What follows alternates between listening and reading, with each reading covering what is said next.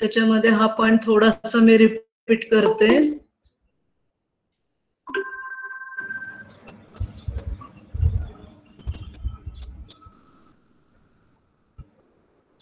Alcohol fermentation मध्ये कुठले micro organism वापरले जातात?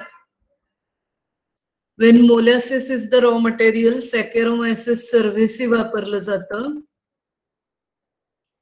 त्याचबरोबर टोरिलॉप्सिस नावाचा यीस्ट वापरला जातो. क्लोएकेरा नावाचं यीस्ट वापरता येतं. Along with this, certain species of mucor and bacteria can be used for alcohol fermentation. They are of mainly of two types. We'll see. The most common yeast species is Saccharomyces, and amongst them Saccharomyces cerevisiae is known as a top fermenter. The name itself suggests the meaning. The fermenter is just like this huge room, and in that room, that fermenter, the material, that is the raw material, organism, all the pH temperature adjustment they are done, and the organism they are start to grow. But this Saccharomyces cerevisiae, यांचा phone आला होता bio एरावाल्यांचा, त्यांचा check काढलाय का म्हणून विचारतो. म्हणजे नाही म्हणतात की त्यांचा फोन येतोय. मी त्यांना मागे चेक दिला. मी तुम्हाला जोडून देते पण आता थोड्या वेळाने, कारण माझे फोन जोडला तर बायोरावाल्यांचा. त्याला आपण मागच पैसे दिले सुट्टीला जायच्या अगोदरच. ते म्हणाले तुमचं राहिलंय म्हणून मी म्हटलं विचार. नाही ना, दुसऱ्या कोण असतं राहिले ते. मला मागं कोण आणलं की मी फक्त जाऊन बँकेत पैसे भरले. होय ना.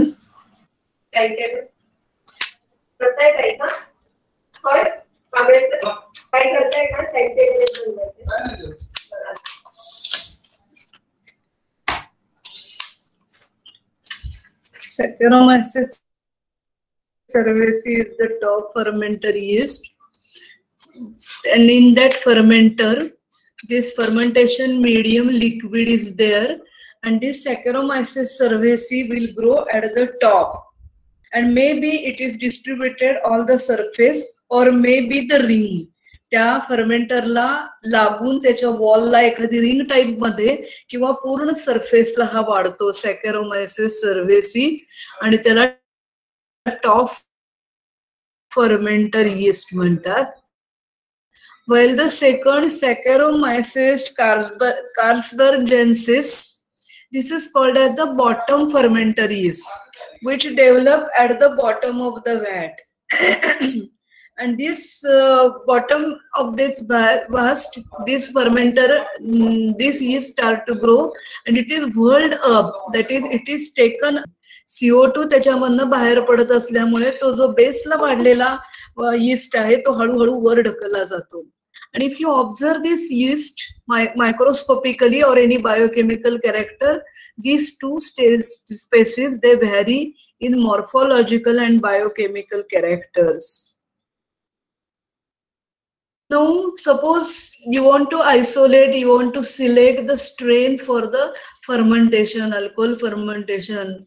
Now, next point is which properties you must consider for the selection of strain. Suppose you have 10 to different 5 strains of yeast that are giving the result. But out of this 10 to 5, which strain you will select for the fermentation? आपल्याला fermentation करताना, काम करत असताना, research करताना आपल्याकडे 8-10 strains आहेत, 8-10 culture आपल्याकडे यीस्टची आहेत.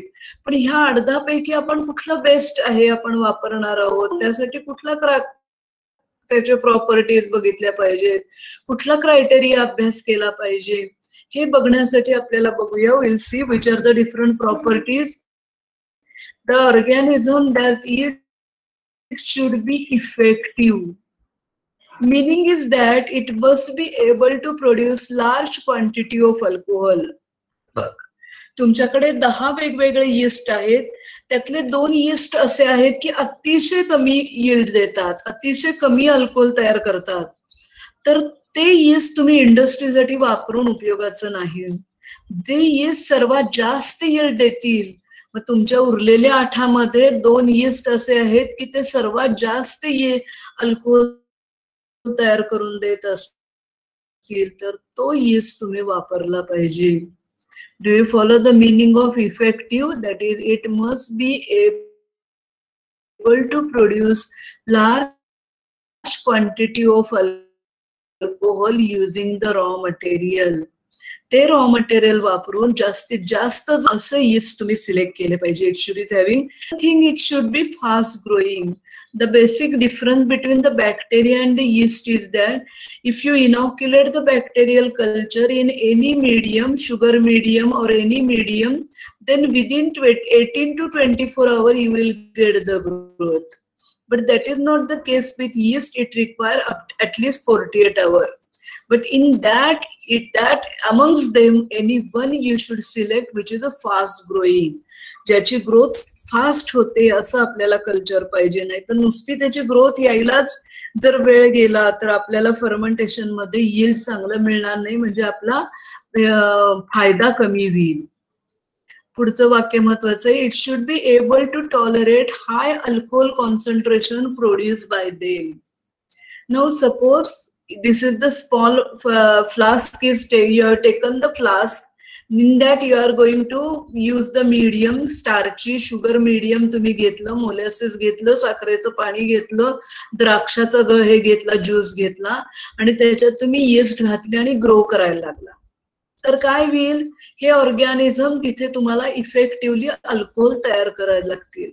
आणि मग पहिल्या सुरुवातीला तुम्ही घेताना त्याच्यामधलं साखरेचं प्रमाण होतं, ते साखर वापरून त्याने अल्कोहोल तयार केलं आणि हे अल्कोहोलचं कॉन्सन्ट्रेशन जर वाढत गेलं तर आपल्याला सर्वांना माहिती alcohol itself is a disinfectant.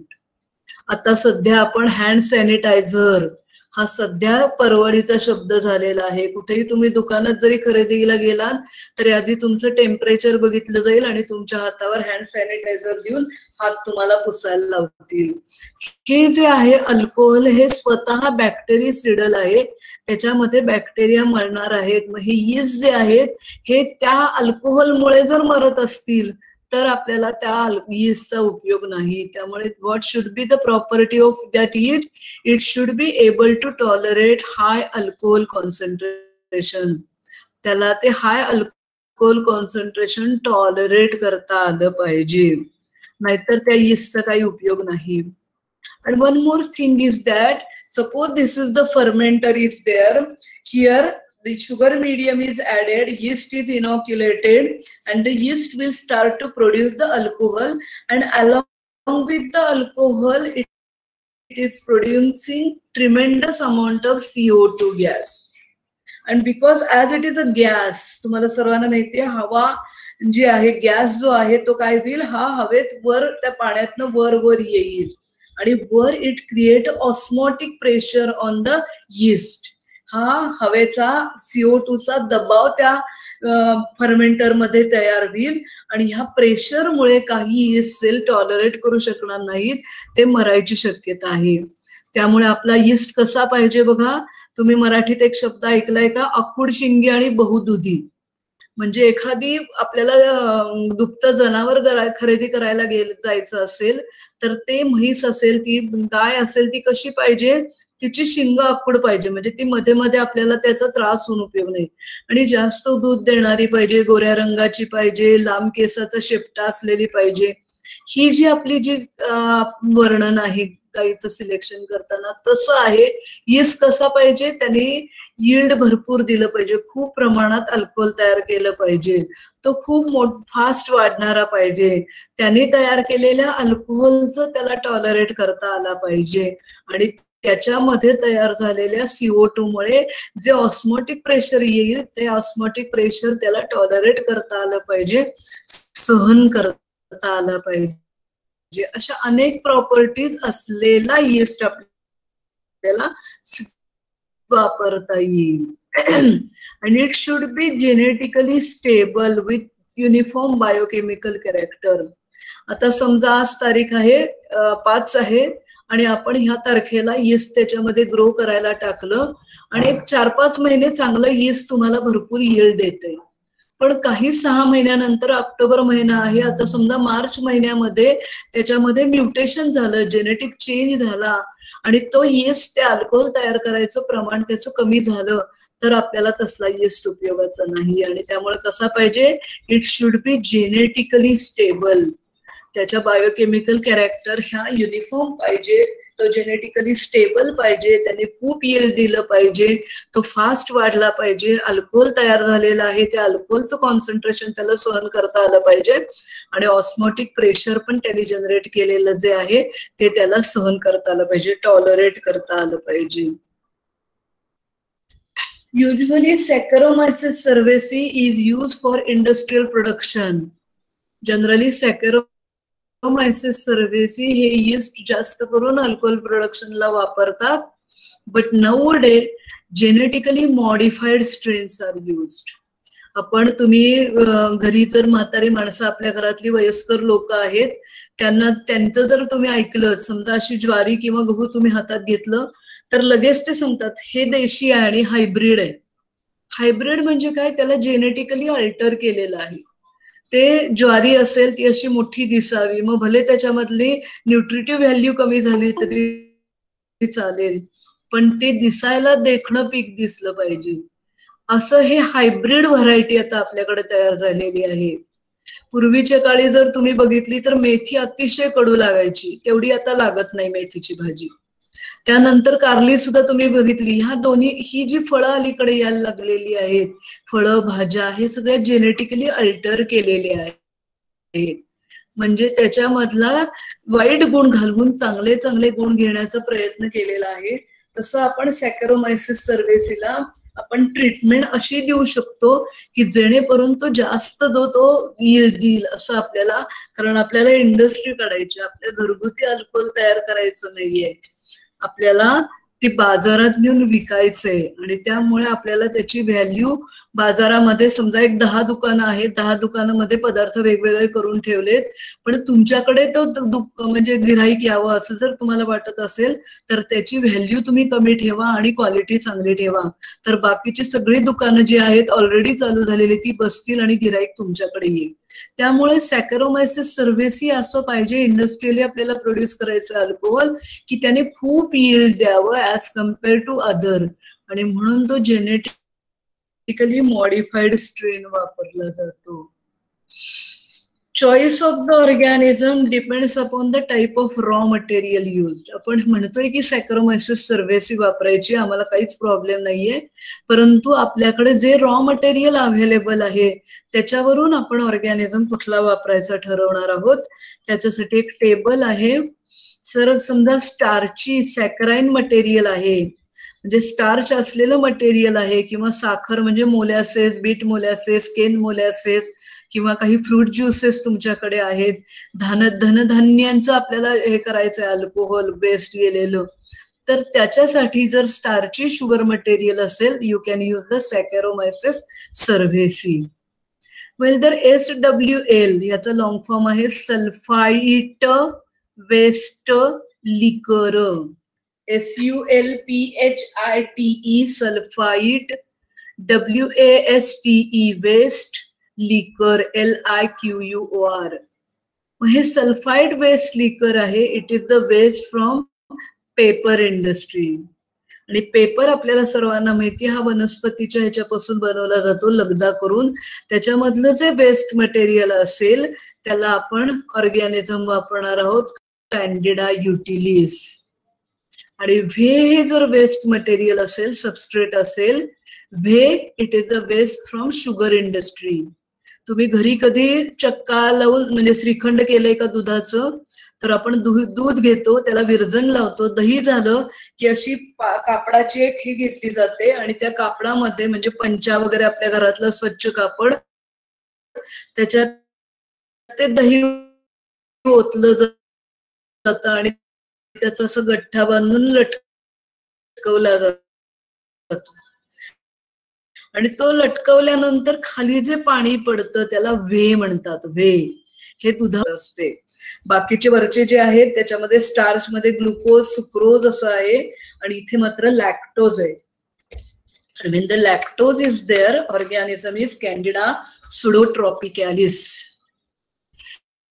MCQ चा प्रश्न आहे, if whey is the raw material used for alcohol fermentation, dash organism is used, असा प्रश्न विचारला जातो.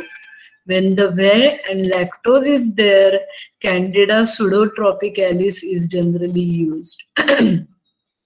If sulfide-based liquor is there, Candida utilis is used, while when sugar is starchy, saccharide used.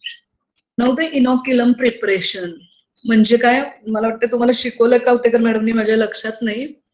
इनॉक्युलम तयार करायचंय आपल्याला. तुम्ही आतापर्यंत FY SY ला इनॉक्युलेशनला लॅबोरेटरीमध्ये आलाय. तुम्हाला अशी शुगरची ट्यूब दिली जायची FY ला आल्यावर किंवा SY ला आल्यावर आणि सस्पेन्शन मिळायचं. त्यातलं फुल सस्पेन्शन तुम्ही घालायचा आणि ते लूफुल सस्पेन्शन घालून दुसऱ्या दिवशी तुम्ही ट्यूब येऊन बघितली.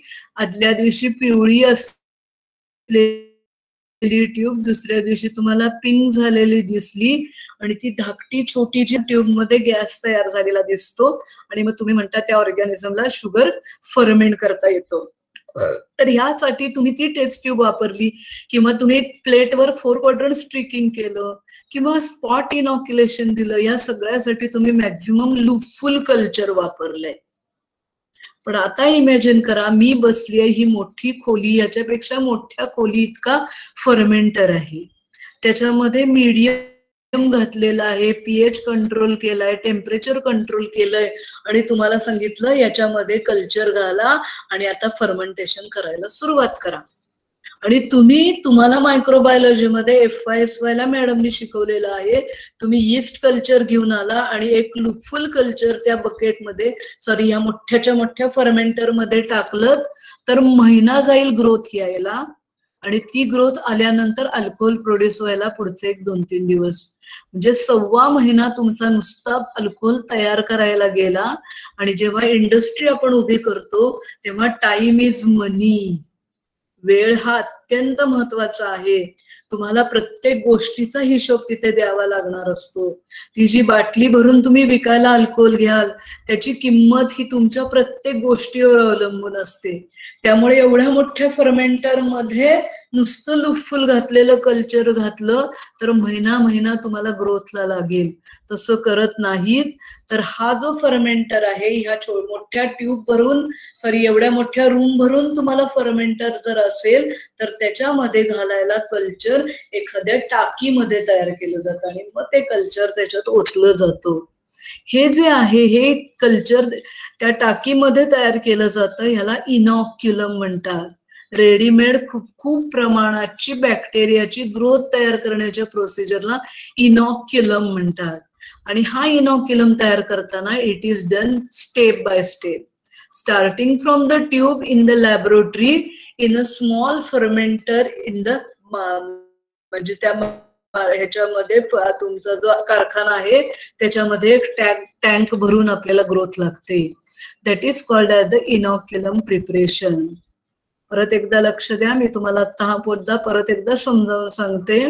इनॉक्युलम प्रिपरेशन म्हणजे काय, तर आपण मायक्रोबायोलॉजीची FY SY ला प्रॅक्टिकल केली.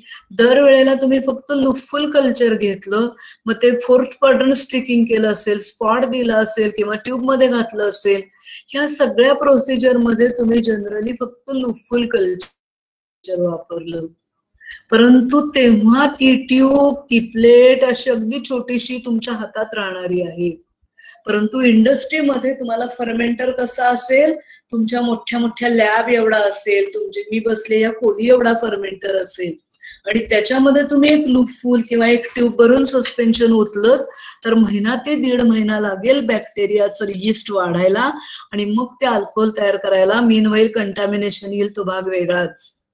आणि त्यामुळे इनॉक्युलम म्हणजे बॅक्टेरियाची ग्रोथ मोठ्या प्रमाणावर मिळवली जाते आणि ती मोठ्या प्रमाणावर ग्रोथ जी मिळवली जाते ती स्टेप बाय स्टेप मिळवली जाते. लॅबोरेटरी मधल्या ट्यूब पासून चालू करून इंडस्ट्री मधला छोटासा एखादा टँक भरून ग्रोथ मिळवली जाते. त्याला इनॉक्युलम प्रिपरेशन म्हणतात. For alcohol production on industrial scale, large amount of yeast cells are needed as a inoculum. मग तुमचं समजा 10 गॅलन कपॅसिटीचा फर्मेंटर असेल तर त्याच्या 8 ते 10% तुम्हाला यीस्ट लागणार आहे. तुमच्या इनॉक्युलम साठीचं जे आहे it should B range from 8 to 10%. एवढं मोठं इनॉक्युलम तुम्हाला ग्रो करून घ्यावं लागेल इंडस्ट्रियल स्केलवर. The medium used for the fermentation, the same medium you have to use. आता तुम्हाला यीस्ट ग्रो करायचे आहेत लॅबचं असेल तर ते आपलं ते फर्मेंटेशन भरपूर एरेशन करायचं, भरपूर ॲजिटेशन आणि pH 4.5 ठेवायचा. तो यीस्ट तो आपला ऑर्गॅनिझम आपल्याला हवा आहे तो ऑर्गॅनिझम तुम्हाला ट्रिमेंडसली वाढलेला दिसेल. Follow me once again. आपल्याला इनॉक्युलम प्रिपरेशन करायचं आहे. आपला एवढा मोठा खोली भरून असलेल्या फर्मेंटर मध्ये आपल्याला मीडियम मध्ये घालायचं आहे. तर त्यात घालताना त्याची जी कपॅसिटी होणार आहे आणि ते ग्रो करण्यासाठी तुम्हाला जे काही मीडियम लागेल, तुम्ही कुठलं त्याला पदार्थ खायला घालणार आहात. तुम्ही आता कल्चर मीडिया FY ला डिटेल शिकलाय, SY ला आल्यावर अनेक टेस्टचे मीडिया शिकलाय. मग त्याला जी आवडणारी डिश आहे, मग कधी त्याला मंचुरियन आवडेल, कधी त्याला चिकन चाव आवडेल, त्याला आवडेल ते आपल्याला मीडियम खायला घालायला द्यावं लागतं. फर्मेंटेशन मधलं जे मीडियम आहे तेच मीडियम वापरलं जातं. त्याला खूप एरेशन त्याचं करावं लागतं, खूप ॲजिटेशन करावं लागतं आणि टेम्परेचर ते 20 to 30 आणि pH 4.5 to 8 घेतला, 4.8 to 5 घेतला तर आपल्याला चांगली ग्रोथ बॅक्टेरिया यीस्ट. मी आत्ताच तुम्हाला सांगितलं इनॉक्युलम प्रिपरेशन ही स्टेप बाय स्टेप करायची गोष्ट आहे. अशा मोठ्या टँक मध्ये जाऊन यीस्ट आपल्याला घालता येत नाही. हे एक एक उतरते भाजणीनी, म्हणजे पहिली ट्यूब असेल तर मग फ्लास्क, मग टँक, असं करत करत तुम्हाला वाढवत जावं लागणार आहे. पहिल्यांदा काय केलं जातं, 10 ml sterile medium in a test tube is taken. Laboratory मध्ये एका ट्यूब मध्ये 10 ml स्टराईल मीडियम घ्यायचं. त्याच्यामध्ये तुम्ही लुफुल कल्चर घाला. Loopful culture is inoculated and the tube is incubated at 28 to 30 degrees Celsius for suitable period. Yeast आहे थोडासा slow grower आहे, त्यामुळे 48 तासामध्ये तुम्हाला त्या ट्यूब मध्ये 10 ml मध्ये यीस्ट चांगले वाढलेले pH दिलाय, त्याला तुम्हाला त्याची ग्रोथ आहे. मध्ये टी ट्यूब त्याच्यामध्ये आपण लुफुल कल्चर टाकलं, ते 24 ते 48 तास ठेवलं, त्याच्यामध्ये जी ग्रोथ आली ती घेतली आणि आता कुठल्यामध्ये टाकली, फ्लास्क मध्ये टाकली. की असा फ्लास्क की ज्याच्यामध्ये 200 ml स्टराईल मीडियम असेल आणि तिथे 20 to 30 डेला 30 डिग्री सेल्सिअसला त्याची कम्प्लीट व्यवस्थित ग्रोथ येण्यासाठी परत आपण एक 24 ते 48 तास ठेवलं. आता आपल्याकडे 10 ml ट्यूब मध्ये आले, 200 ml फ्लास्क मध्ये आलं. त्या फ्लास्क मधलं कंटेंट घेतलं जातं आणि एका ग्लास कंटेनर मध्ये टाकलं जातं, ज्या ग्लास कंटेनरची कपॅसिटी आहे 4 लिटर. 10 ते 200 ml ते 4 लिटर. आणि ह्याच्यामधला हा 200 ml चा फ्लास्क सगळा घ्यायचा आणि 4 लिटरच्या फ्लास्क मध्ये 4 लिटर मीडियम मध्ये ते ओतून टाकायचं. तिथं ते आपल्याला परत एकदा मीडियम आहे, ग्रोथ होईल ऑर्गॅनिझमची, ती वाढेल 28 to 30 डिग्री सेल्सिअस ते ठेवा, त्या 4 लिटर ते ऑर्गॅनिझम वाढलेले दिसतील. आणि आता ह्यातलं जे सगळं कंटेन आहे ते कंटेन घ्यायचं आणि एका छोट्याशा टँक मध्ये टाकायचं की ज्याची कपॅसिटी आहे 10 to 40 गॅलन. की यीस्ट व्हेसल असं करायचं तयार की ज्याची कपॅसिटी आहे 10 to 40 गॅलन. म्हणजे एवढा मोठा जो फर्मेंटर आहे त्याचीच प्रतिकृती छोटीशी फर्मेंटर मध्ये 10 ते 40 गॅलन कपॅसिटी मध्ये हे टाकून द्यायचं. कळलंय का बघा इनॉक्युलम कसं तयार केलं.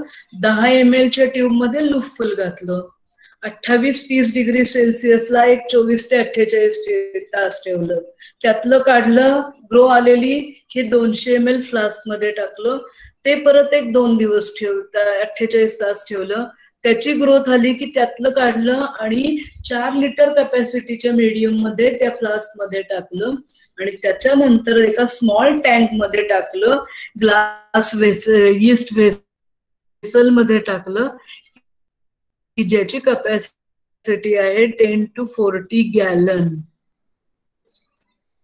आणि इथे प्रॉपर टेम्परेचर देऊन ते इनॉक्युलेशन इज मेड रेडी. आता हा छोटा जो त्याच्या शेजारचा धाकटा टँक आहे की ज्याच्यामध्ये कल्चर भरपूर प्रमाणात आता तुमच्याकडे अवेलेबल आहे.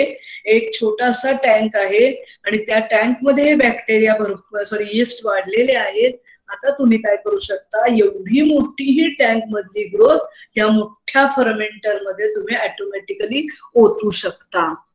आणि इन दिस वे त्या फर्मेंटर मध्ये मोठ्या टाकीमध्ये ज्याच्यामध्ये आपण यीस्ट ग्रो करणार आहोत त्या फर्मेंटर मध्ये आयदर तुम्ही पंपिंगनी घालू शकता म्हणजे ग्रॅव्हिटेशन, किंवा असं वर तो यीस्ट व्हेसल ठेवायची आणि नुसता नळ सोड. अँड द ऍडिशन ऑफ इनॉक्युलम, त्याला MCQ चा प्रश्न आहे. Operation of addition of inoculum in the fermentation medium is called as a pitching. Inoculum preparation ह्याच्यावर शॉर्ट नोट येऊ शकते. सर्वांना कळली का बघा, एक होमवर्कला घेऊन टाका. इनॉक्युलम प्रिपरेशन हे आपल्याला लिहायचं आहे इन अल्कोहोल फर्मेंटेशन. त्याच्या आधी वाटल्यास असा क्वेश्चन असा घ्या, with describe that is information about the test organism and write a short note on inoculum preparation. हा होमवर्कचा तुमचा काम आहे. हे तुम्ही मला कधी दाखवाल? हॅलो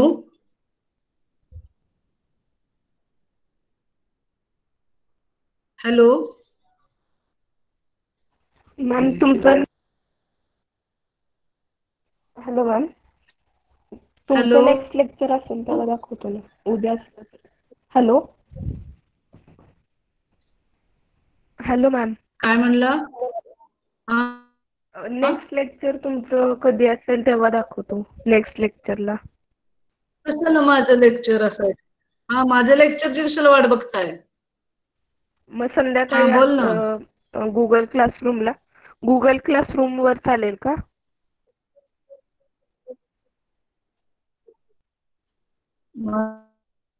कदाचित 8 दिवसांनी असेल, पण तसं नको.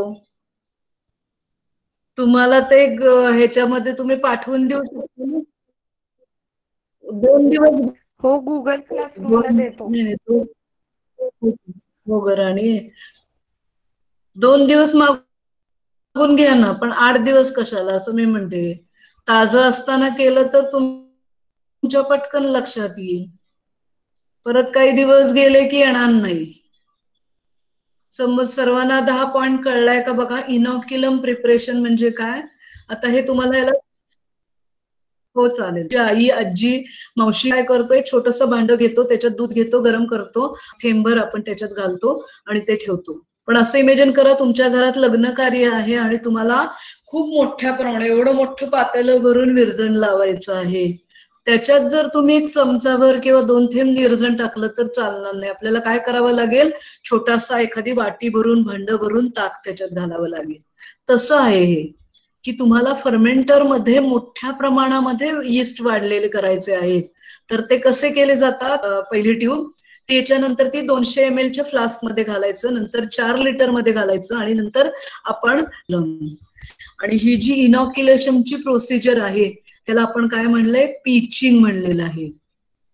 हा शब्द MCQ ला विचारला जातो. It is called as a peaching. Raw materials use, याच्यामध्ये आपण कुठली रॉ मटेरियल वापरू शकतो?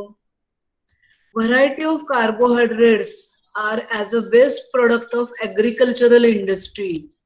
It can be used as a raw material for alcohol fermentation. आपण जनरली अल्कोहोल हे तयार करतो, हे वेस्ट पासून तयार करतो. आपण काय केलं जात नाही? आपण द्राक्ष किंवा सफरचंद किंवा असं घेऊन आपल्याला वाईन बियर करता येईल, परंतु आपल्याला अल्कोहोल रोजच्या वापरातलं ग्रॅम स्टेनिंगच्या वापरायला अल्कोहोल पाहिजे आहे. आता हँड सॅनिटायझरला अल्कोहोल पाहिजे आहे. तर तुम्ही द्राक्ष, गहू, ज्वारी जर घेऊन करायला लागलात तर ते तुम्हाला आपल्याला परवडणार नाही. आपण वेस्ट पासून करतो. टाकाऊ पासून टिकाऊ वस्तू तयार करायची प्रोसिजर आहे. त्यामुळे हे ऍग्रिकल्चरल जे वेस्ट आहे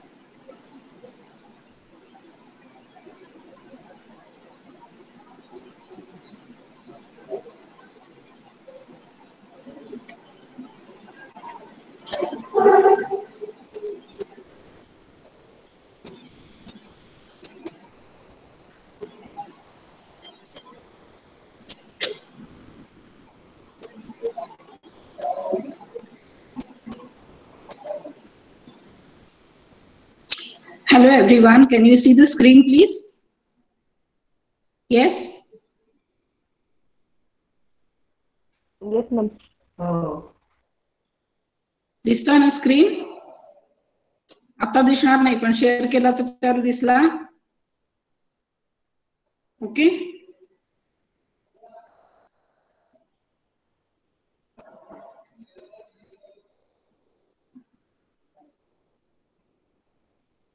Yes, can you see the screen everyone?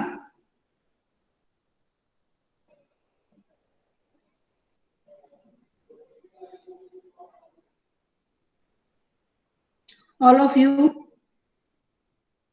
कोणीतरी एकाने पटकन बोलायचं आहे बरं का. हो मॅम, दिसतीये. हा, मग ह्याच्यातच 2-3 मिनिटं का जायला लागतो? कोणीतरी एकाने चटकन रिस्पॉन्स नाही देत आहेत.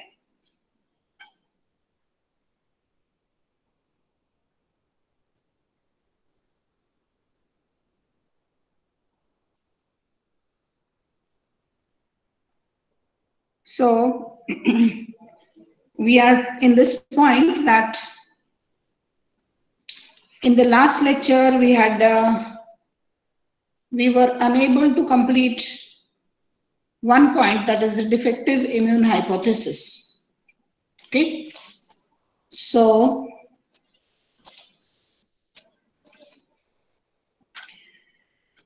the name itself, it is explanatory. You can see over here this on the screen, emerging viruses. But before starting with emerging viruses, I would like to take some few more minutes to explain you about the defective immune hypothesis, which was incomplete during the last lecture. So the name itself is explanatory defective immune hypothesis. Here, we observe that in tumors, the mutations are found to build up, and there are spontaneous mutations which are found to be more greater in the tumor cells than in the normal cells. And these mutations, they are found to accumulate very frequently, and this may be one of the major causes of alterations of the cells having different properties than that of the normal cell, or you can say the properties of a cancerous cell. So it is not that the mutated cells are not recognized. Of course, they are recognized, as we have seen in the previous lectures of recognition of the cancerous cells by specific cells which are known as null cells from the immune system. And we have also seen that the immune system, it recognizes these cells with the help of the antigens that are anchored on the cells which are infected by certain viruses and which are also mutated. So such mutated cells and the viruses and the cells which are infected with the viruses, they are recognized by certain immune cells, and these immune cells, they tend to destroy such mutated cells as well as the virally infected cells, which are the virus which is capable of cancer induction in the cells. So this is known, this property of the immune system to recognize such type of mutated cells or virally infected cells which have altered antigenic characteristics than the normal cells. This property of the immune system is commonly known as immunological surveillance. But if this is the fact, there is also another possibility or another observation. नाही, screen आता दिसत नाहीये. तुम्ही दिशा लंकेश्वर आता join केले का? कारण का मी मगाशीच सांगितलंय की स्क्रीन मी आता दाखवणार नाहीये because that is on a different topic, and here I am dealing with the defective immune hypothesis, which need not be represented on the PowerPoint presentation. So you just listen, it is just for a few minutes, and I think Joshi madam was on the screen, isn't it? Now, have you seen her, everyone? Yes, all of you? Can you hear me, please? Yes. Okay. So we have come to this point that immunological surveillance, this is one property where the cancerous cells are detected and they are destroyed by the immune system. And however, the other aspect of the tumorous cells is that the tumor cells or the cancerous cells are produced, but at the same time, the mutations, spontaneous mutations specifically, they go on increasing in the tumor cells. And the tumor cell percentage also goes on increasing. So now the question is then, what happens to the immune system? Does the immune system fail to recognize these cells? But this is a fact that in cancerous patients, the immune system falls short of the growth of the cancerous cells. So you can see that the insufficient number of the lymphocytes that is produced may be one reason. As compared to the growth of the cells, of the cancerous cells, this is very fast and tumor production occurs. Cancer condition goes to the worsening side. Just a minute.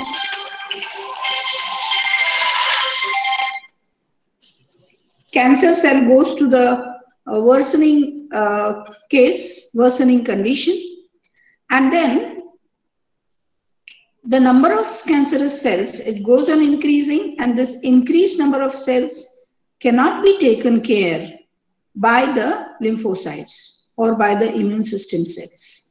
So you can say over here that the immune system cells, they fall short. They are less as compared to the cancerous cells.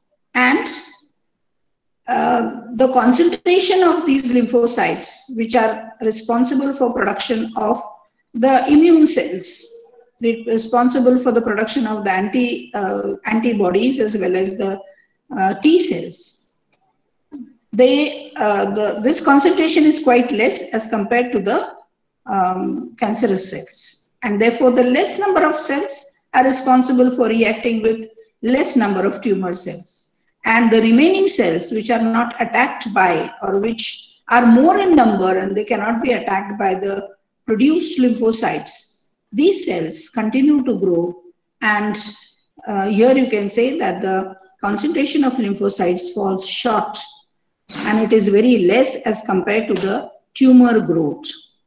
Next aspect can be said that the lymphocytes that are produced, maybe there are mutations in the lymphocytes themselves in cancerous conditions. And this lymphocyte production, it may be due to the mutations in themselves. Defective lymphocytes are produced. And these defective lymphocytes are unable to produce the immune system cells which can actively react with the cancerous cells.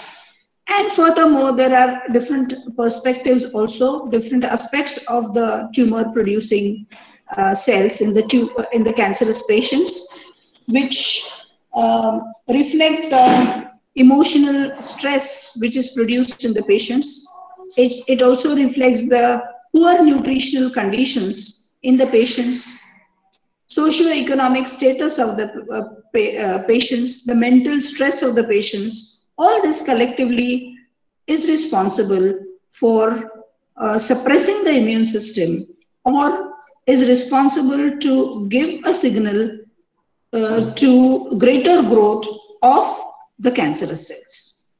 So this is all about the defective immune system, which we had left over in the last lectures. So, and now I will share the screen in which we will be dealing with the emerging viruses. Okay. So, can you hear me, please? Can you see the screen? Yes, ma'am. Okay. So, be very quick to respond. Any one of you can answer whether you can see the screen or no. Okay. So, just see. This is a new topic that has been introduced, emerging viruses. Okay. So, nowadays, since last, you can say 15 to 20 years, every year you can see that there is a population of virus, there is a type of virus which emerges any time of the year. And this new virus which has been emerged, it causes, you can say, harm to the human beings, to the animals. And these viruses, they were not found in such an extent. Previous to this, there were outbreaks, but these outbreaks were found to be very rare. Once in 50 years, once in 100 years or so. But frequency of these outbreaks, you can see, it has been increased in the last 20 years. And this can be said as emerging viruses. So you can see over here that the term, it is used in number of contexts. Emerging viruses म्हणजे काय? त्याचा अर्थ अनेक परीनं, दोन वेगवेगळ्या परीनं इथं आपण म्हणूयात की घेतला जातो की it may refer to a virus that has recently made its presence felt by infecting a new host species, but by appearing in a new area of the world, or by both.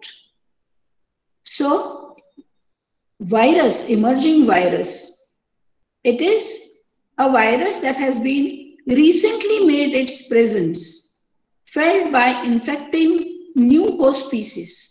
म्हणजे नुकताच तो आलेला आहे जगामध्ये कुठल्या तरी भागामध्ये तो नुकताच आलेला आहे आणि नवीन होस्ट स्पीसीजला त्याने इन्फेक्ट केलेला आहे. And it has been appearing in the new area of the world or in both the conditions.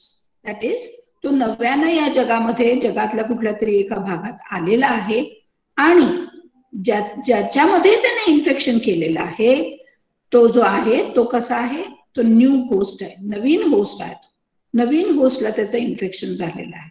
Therefore, it is known as emerging virus. Sometimes the viruses are also described as re-emerging viruses. Re-emerging. So again, this name is self-explanatory. Re-emerging. That is, if it has started to become more common after it was becoming rare. Re-emerging. म्हणजे काय की viral infection झाले, त्याच्यानंतर virus काय झाला, त्याचं treatment झालं, त्याच्या अगेन्स्ट त्या व्हायरसच्या अगेन्स्ट वॅक्सिनेशन निघालं किंवा काही व्हायरल ट्रीटमेंट निघाली, त्याच्यानंतर त्याचं जे अस्तित्व आहे किंवा त्याचं लाईव्हलीनेस जो आहे तो लाईव्हलीनेस पूर्णपणानं रेअरिटीकडे गेला किंवा असं म्हणता येईल की तो अतिशय कमी प्रमाणामध्ये डॉर्मंट स्टेजमध्ये किंवा कमी प्रमाणात अस्तित्व त्याचं राहिलं. पण हाच व्हायरस काय झाला, परत रिइमर्ज झाला. तर असे काही व्हायरसेस आहेत की जे रिइमर्ज होतात आणि नंतर थोडासा अँटीजेनिक स्ट्रक्चर बदललेला अँटीजेनिक स्ट्रक्चर घेऊन परत तो it is responsible for causing diseases in the human beings. A very good example is H1N1 viruses and its serotypes. So again over here, for example, foot and mouth disease virus, it re-emerges in UK from time to time. UK, United Kingdoms मध्ये हा virus त्याचा re-emergence होतो. Okay, so what are the reasons for the emerging viruses or re-emerging viruses? So first, म्हणजे आपण असं म्हणतो की बाबा का बरं असं का झालेलं आहे की अलीकडे पूर्वी असा काही प्रकार फारसा नव्हता. आपण जर आपल्या आई वडिलांच्या काळामध्ये बघितलं किंवा आजी आजोबांच्या काळामध्ये बघितलं तर व्हायरसेसनी फार मोठं नुकसान झालेलं आहे. असं नुकसान होत असेल, नाही असं नाही, पण काही ठराविक व्हायरसेस होते त्या काळी. आता अलीकडे जर तुम्ही बघितलं तर कितीतरी व्हायरसेस आहेत की जे इमर्जिंग व्हायरसेस म्हणून येतात आणि कुठल्या ना कुठल्या प्रकारचं इन्फेक्शन हे सातत्यानं अॅनिमल्स मध्ये, बर्ड्स मध्ये, ह्युमन बिईंग्स मध्ये हे सातत्यानं इन्फेक्शन्स आपल्याला दिसायला मिळतात आणि दिसायला आपल्याला आपण पाहतो. तर म्हणून हा टॉपिक आहे इमर्जिंग व्हायरसेस. तर असं का होतं, what are the reasons? First, human activities increase likelihood of virus emergence and re-emergence. For example, travel, trade, they provide the opportunities for virus spread to new areas of the planet. For example, introduction of animal species in new areas. म्हणजे काय की व्हायरसचं emergence आणि त्याचा री-इमर्जन्स, त्याचं कारण एक आहे की travel and trade in various parts of the world, various parts of the planet. म्हणजे आपण ट्रेडच्या निमित्तानं, व्यापाराच्या निमित्तानं आपण म्हणजे ह्युमन बिईंग्स, मानवजात जी ट्रॅव्हल करते त्या अनुषंगाने हे व्हायरसेस या प्लॅनेटच्या या भागामधून, जगाच्या या भागातून दुसऱ्या भागामध्ये जाण्यास मदत होते. It is a good way of you can say spreading the virus from one part of the world to the other part of the world. तुम्ही विचार करा, जर कम्युनिकेशन नसतं किंवा तुम्ही जर ट्रेडच्या निमित्तानं किंवा आणखी कुठल्याही एज्युकेशनच्या निमित्तानं वेगवेगळ्या तुम्ही जगभर फिरला नसतात, आता जे आपण म्हणतो कंटेनमेंट झोन्स, तसे आपले कंटेनमेंट झोन्स जर राहिले असते तर तो जो व्हायरस आहे तो जगाच्या इतर भागामध्ये एवढ्या प्रमाणामध्ये स्प्रेड होण्याचं काही कारण नाही, तो त्या भागामध्ये मर्यादित राहिला असता. पण Trade and travel is one of the reasons of spreading of such viruses, new type of viruses. And one more reason is that introduction of animal species into new areas. तर animals जे आहेत त्या animals मधून हे viruses spread होतात. तर for example काही ठिकाणी हॉर्सेसचे ट्रेडिंग केलं जातं. म्हणजे रेसेससाठी वगैरे लागणारे जे हॉर्सेस असतात ते हॉर्सेस जगातल्या या कंट्रीमधून त्या कंट्रीमध्ये दिले जातात. मग हॉर्सेसमध्ये जे काही व्हायरसेस आहेत तर हे व्हायरसेस नक्कीच जिथून ते दिले जातात आणि जिथं ते पोचतात तर व्हायरसेस सहित ते जे कोणतं जनावर असेल तो तिथे पोचला जातो. आणि नंतर मग जनावर हँडल करणारे जे कोणी कर्मचारी असतील त्याच्यामध्ये तो सहजी पसरला जातो वाया their breathing activities, via the blood, via the flesh, etc. Second, close contact with the animals. For example, hunting, killing of non-human primates for bush meat. For example, simian immunodeficiency virus. This is a type of virus which can be present in meat, and there is a high risk of acquiring infection when the meat is handled. आता दुसरा एक कारण काय आहे की आपल्याला पहा hunting करायची सवय म्हणजे शिकार करण्याची एक पद्धत असते. तर शिकार करून जनावरांना मारायचं आणि त्याचं मटण किंवा त्याचा फ्लेश जो आहे तो आपण हँडल करतो किंवा ते खातो आपण. ह्युमन बिईंग्स मध्ये आपण ते म्हणजे अनेक जाती जमाती आपल्या अशा आहेत की ते मीठ खाल्लं जातं. आणि मग आता आपण नुकतंच बघितलेलं आहे की चायनामध्ये तुम्ही बऱ्याचशा गोष्टी युट्यूब मध्ये वगैरे पण बघितलेल्या असतील after the emergence of this virus which we are facing today. तर this virus which has been transmitted, it is seen that it has been transmitted through the bats. मग ज्या वेळेला आणि Chinese people they are very popular of eating such things. म्हणजे काय की अनेक प्रकारचे जनावर जी आहेत ती जनावर मारून त्याचं म्हणजे मीठ वगैरे खाण्याची तिथं पद्धत आहे. So naturally when such animals non human primates जे ॲनिमल्स आहेत की जे फायलोजेनेटिक ट्री मध्ये बघितलं तरी सुद्धा आपल्या स्पीसीसचा आणि त्यांचा दुरान्वये काहीही संबंध नाही अशा प्रकारचे प्राणी सुद्धा जिथं मारून खाल्ले जातात. तर नॅचरली अशा प्राण्यांमध्ये जे काही व्हायरसेस असतील ते व्हायरसेस त्या प्राण्यांना मारलं आणि त्यांचं मीठ जर आपण खाल्लं, मांस जर आपण खाल्लं, मटण खाल्लं आपण, तर नॅचरली तिथले viruses they find a very easy route of entry in human beings. मग ह्युमन बिईंग्स मध्ये अशा प्रकारे एंट्री केल्यानंतर या व्हायरसेसने तर naturally they have a different host. म्हणजे फॉर एक्झाम्पल आता बॅट्स मधून म्हणजे वटवाघळामधून हा जो व्हायरस आपला COVID-19 आपण हा पसरला असं म्हणतो. तर बॅट मधून पसरलेला जो व्हायरस आहे ह्युमन बिईंग्स मध्ये जो आलेला व्हायरस आहे तो बॅट मध्ये त्याचा अँटीजेनिक नेचर त्या वाघूळ जो आहे त्याला सर्व्हायव्हल साठी तिथे तो फिट असेल. पण ज्यावेळेला तो ह्युमन बिईंग्स मध्ये एंटर होतो तर त्याची अँटीजेनिसिटी तो बदलतो आणि बदललेल्या अँटीजेनिसिटीमुळे त्याचे इन्फेक्टिव्हिटी किंवा त्याचं पॅथोजेनेसिस हे निराळं राहतं.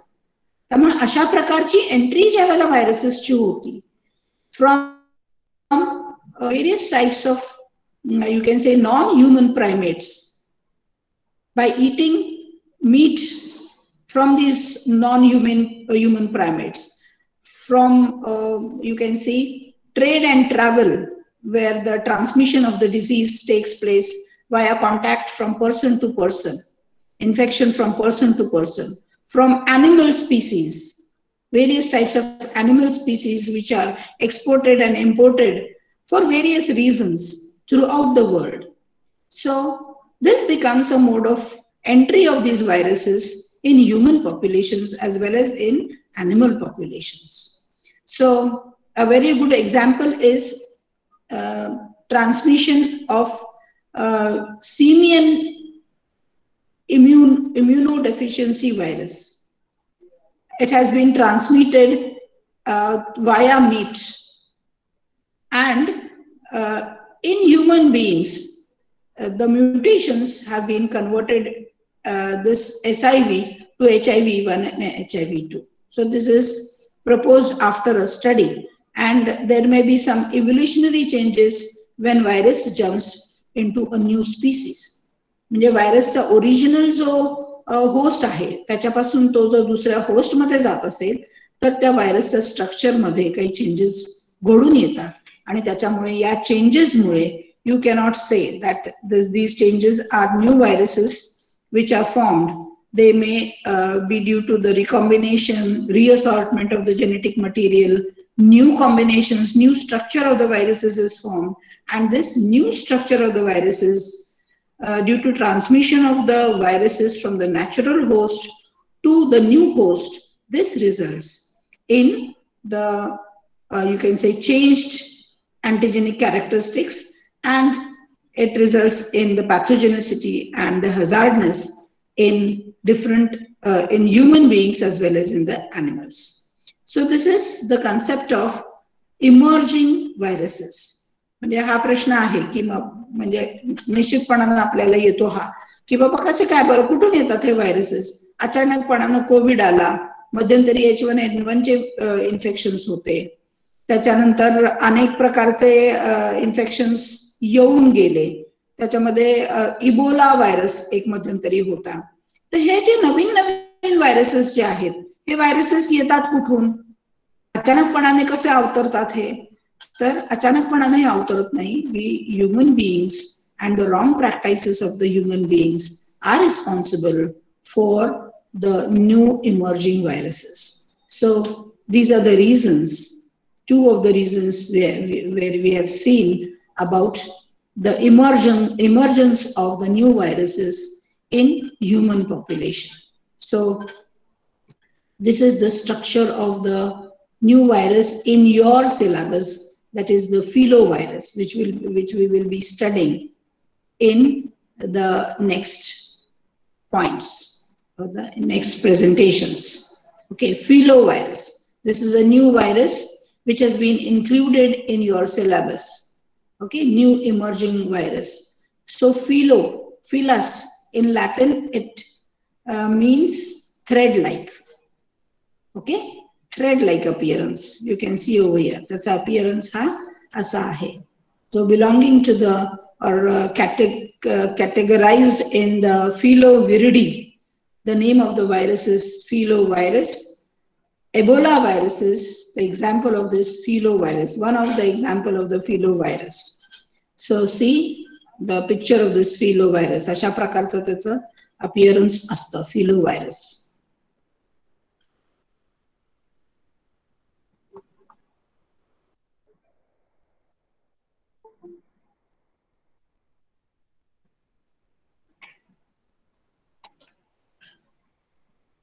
So filovirus, viruses in new host species and in new areas.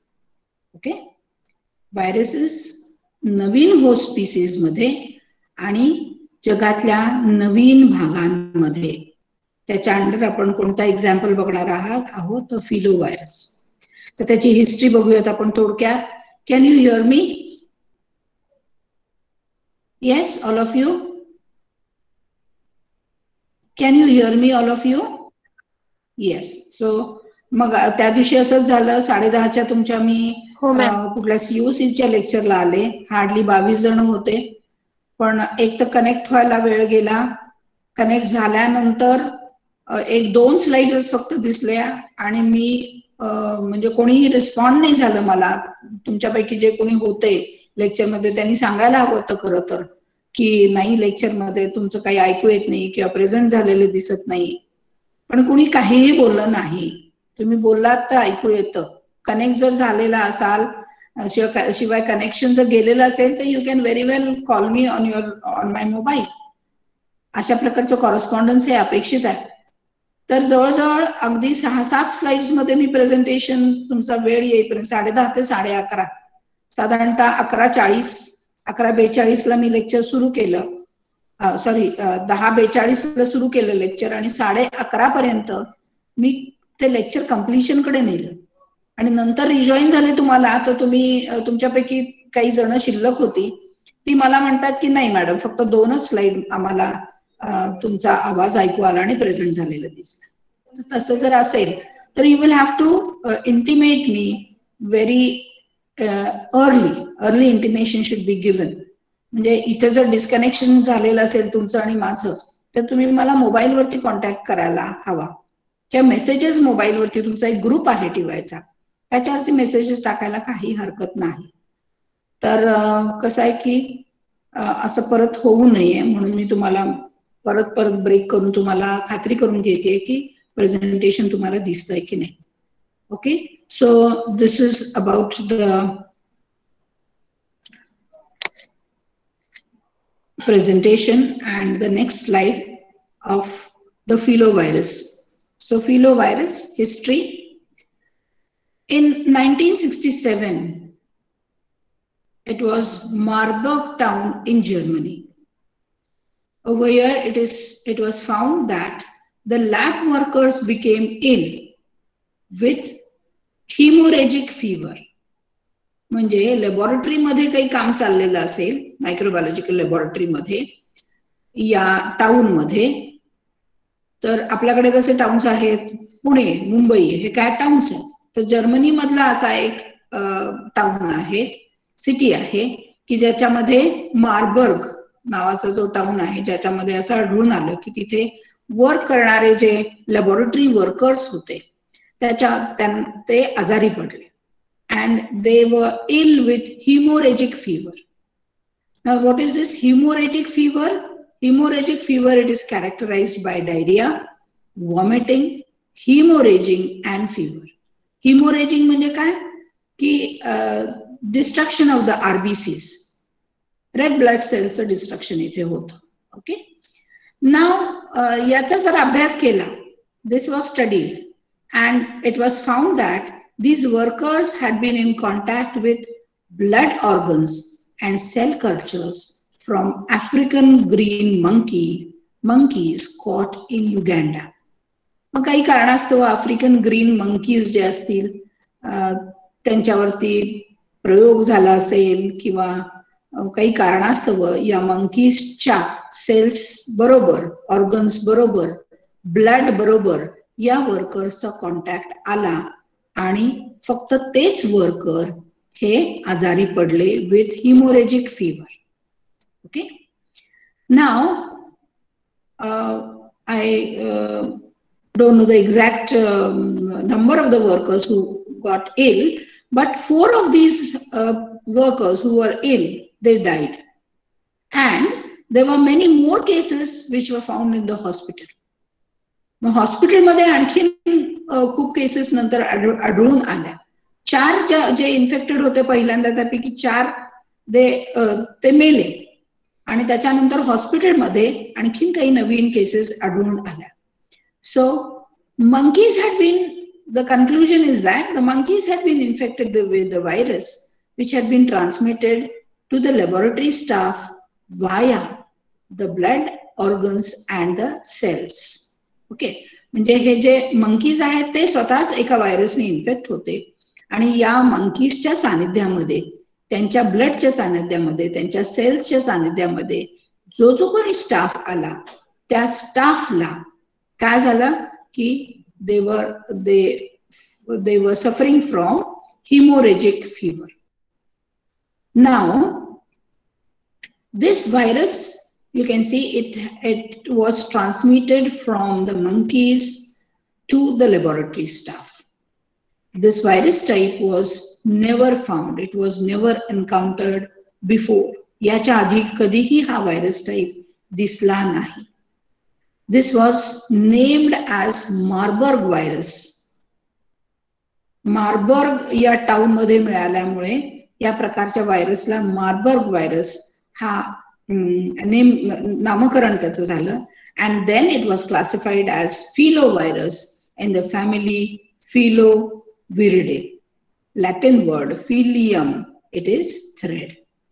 Okay, so this was the first evidence of the new emerging viruses. आपण काही अनेक न्यू इमर्जिंग व्हायरसेस आहेत. ते तेवढे सगळे इमर्जिंग व्हायरसेस आपल्याला तुमच्या अभ्यासक्रमाच्या लेक्चर पिरियड्स मध्ये बसवणं शक्य नाही. पण तुम्हाला नवीन गोष्टींचा एक थोडासा ओव्हरव्ह्यू देण्यासाठी काही व्हायरसेसचा आपण we have included some viruses, and one of which is filovirus.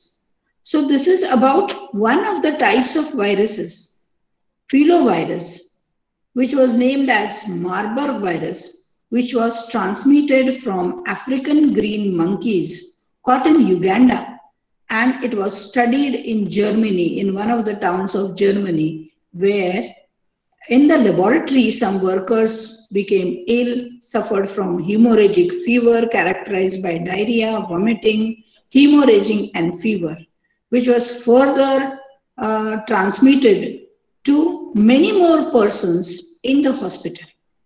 So this was one of the cases of Marburg virus belonging to the Filoviridae family.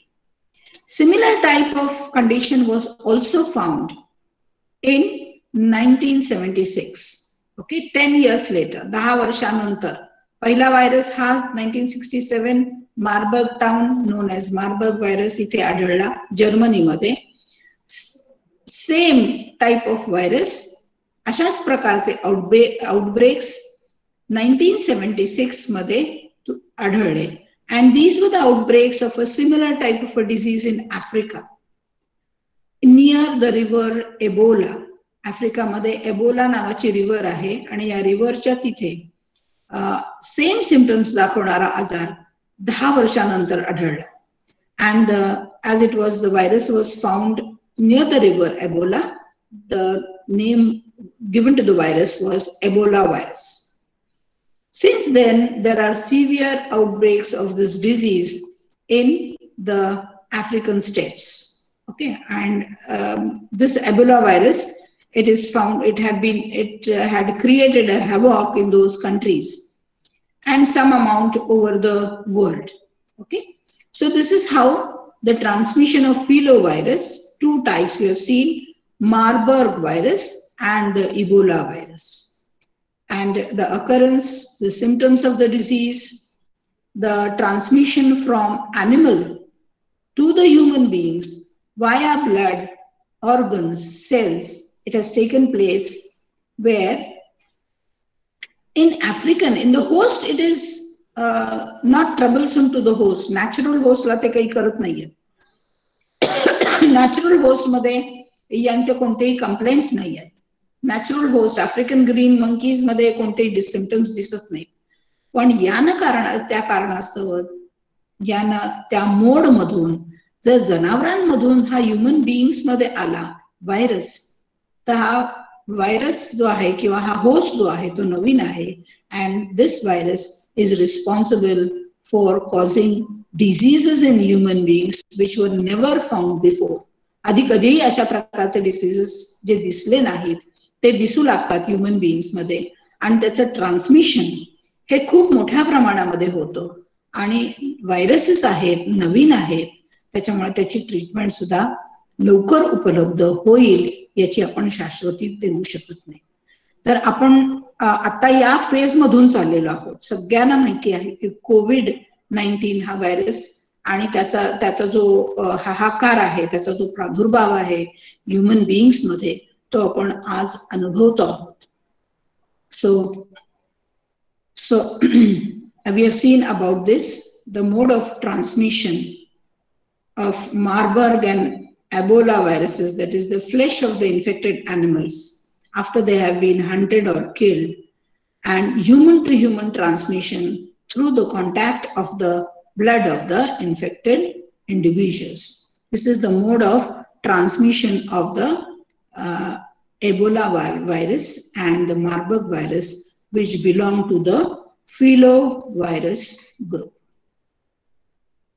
So I think that this filovirus, this type of the virus and the defective immune hypothesis, this much is enough for your lecture today. आत्ताच्या पुरतं lecturing जे आपण चाललेलं आहे तेवढं lecturing हे आपण पाहिलेलं आहे. आणि now we will shift on to your active participation. Okay, first of all, how are you finding the lecture? Today's Naveen concept आया हा, which is very well associated with today's viral pandemic situation. तर how did you find today's lecture, students? Did you understand anything, and how did you find it?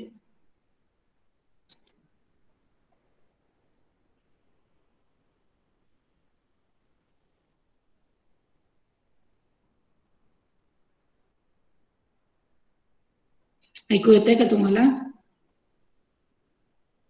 Yes?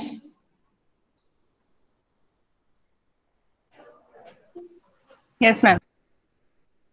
आता yes आणि no असेच messages आहेत आपले. मी तुम्हाला काही प्रश्न विचारले. Isn't it? I asked you some questions to which you are expected to respond. I asked you, how did you find today's lecture? Yes?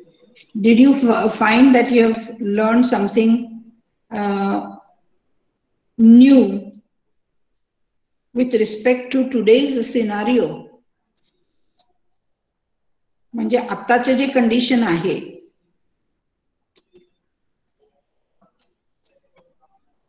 तर त्या कंडिशन मध्ये व्हायरसेस वगैरे कुठून येतात, काय आहे, या सगळ्या गोष्टीचा थोडासा तुम्हाला अंदाज आला का?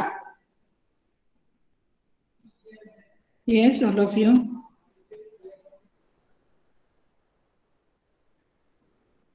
असं जर तुमचा रिस्पॉन्स असेल तर कसं होणार का?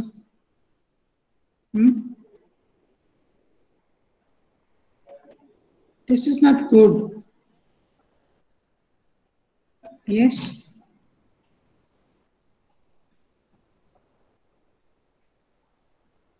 आजची तारीख किती आहे? 7 का? 5/10 नाही का? ओके. सो प्लीज, म्हणजे तुम्ही बोलू शकता माझ्या बरोबर. Have a chat. Yes, not in the chat box. Understood this point. How did you find it? Did you find it interesting? Emerging viruses. Yes?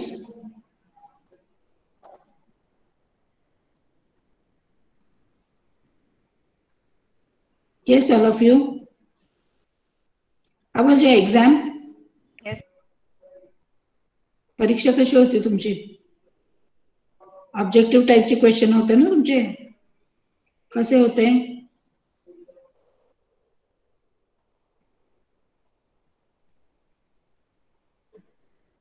Yes.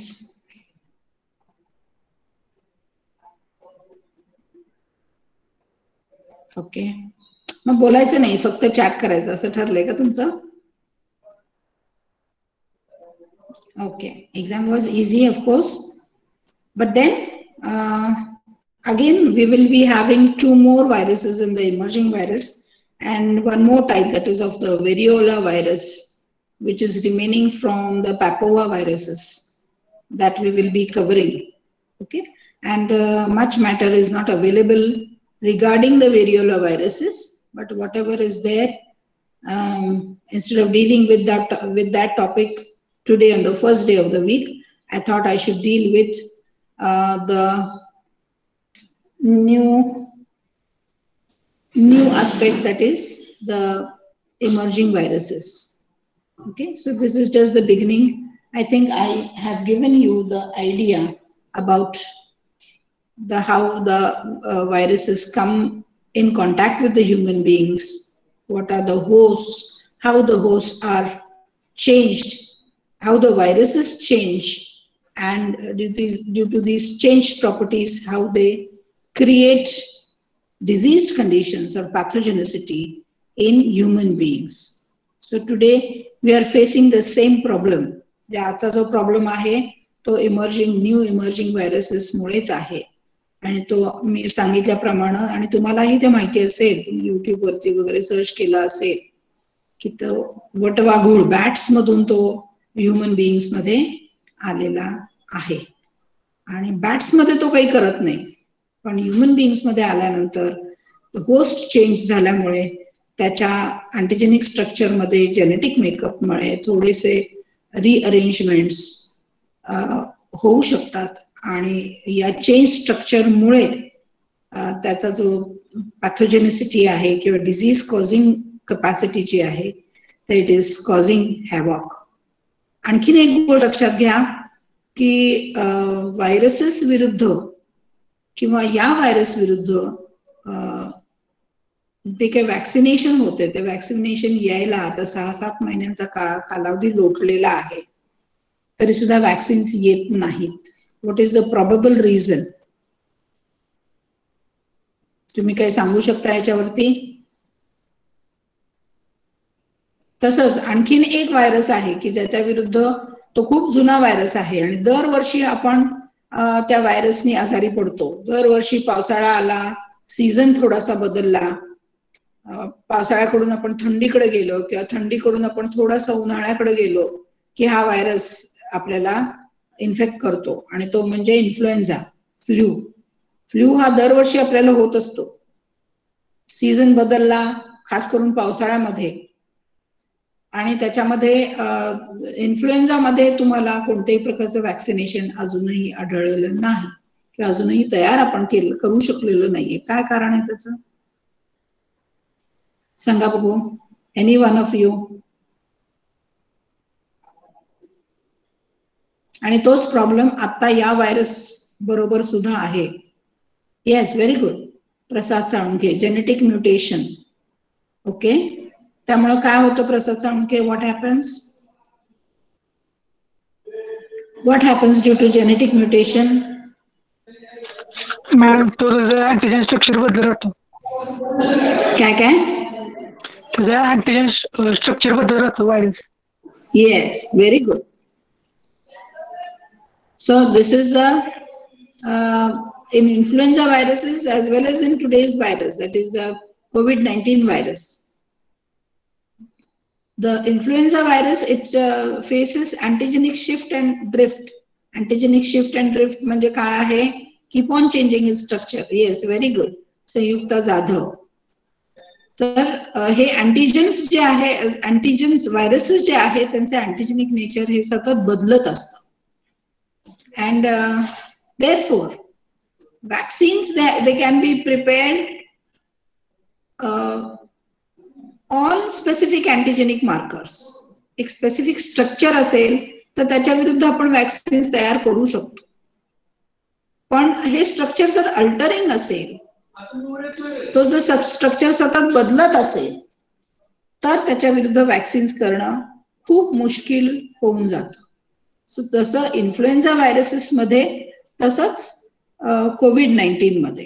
COVID-19 it is also, there are many types of COVID-19 and the pathogenicity, the symptoms, science and symptoms जर तुम्ही बघितले तर हे symptoms सुद्धा patient to patient differ करतात. एकच constant symptom तुम्हाला सगळीकडे दिसतो असं नाही. एक कॉन्स्टंट सिम्पटम आहे तो म्हणजे breathlessness, which is very common.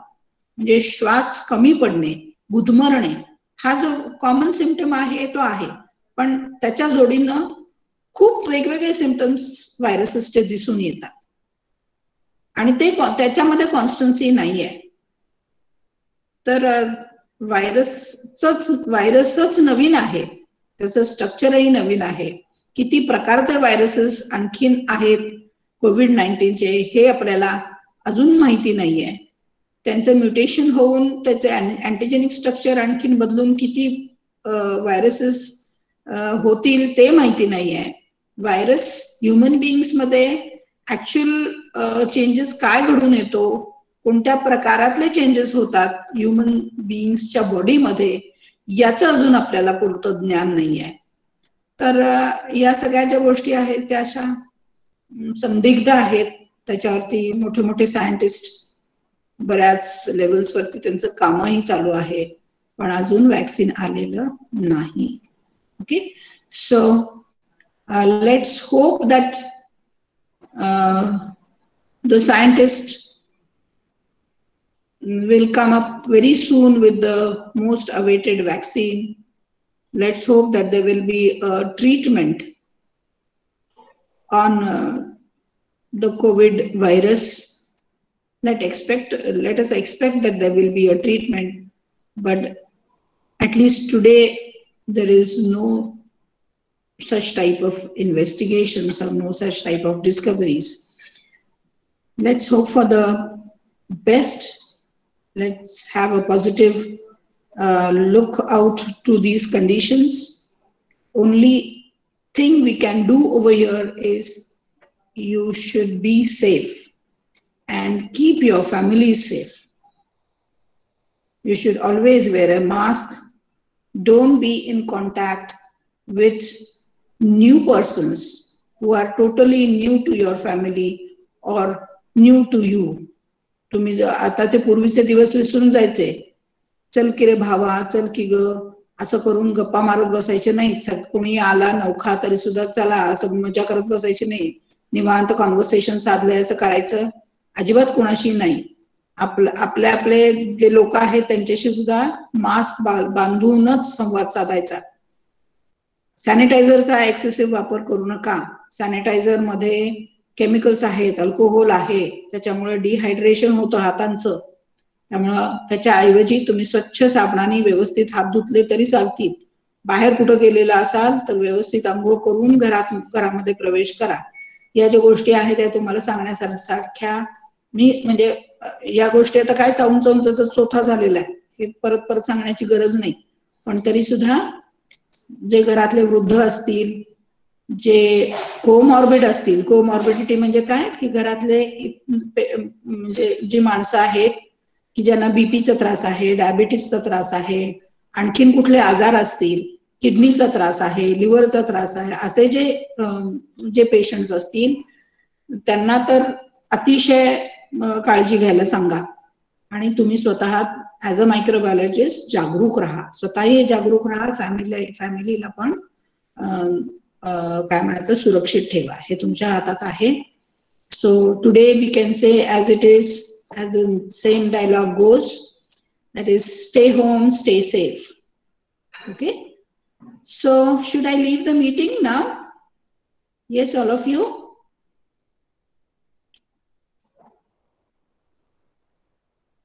Okay.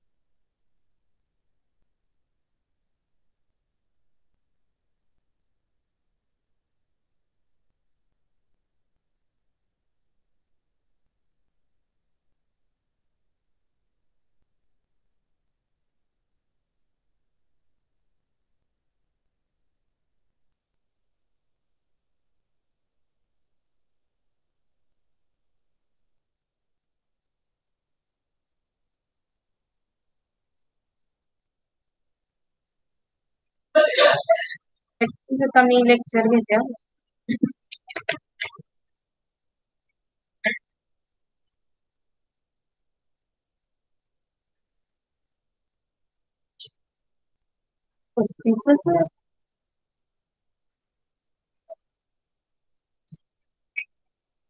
नाही ऍक्च्युली आहे एक्सटेन्शन ना त्याला. हो आधीपासून आहे ना तुमच्याला त्यामुळे नाही लागणार. हो का